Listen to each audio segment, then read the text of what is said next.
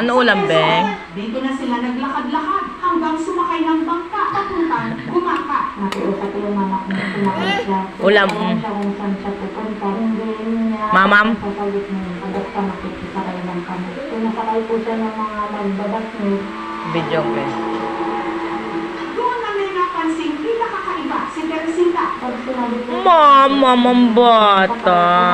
mama ko tapos katawa, kakantang sasayaw, sasayaw din po siya. Pag natapos po, iligan na lang po siya dun sa bangka namin. Tapos iiyak, katawa. Hindi ko po naintindihan yung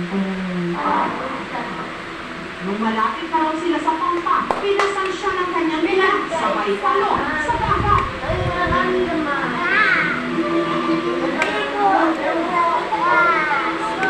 Nakikita ko yung mga tao, yung bata, nalulunod.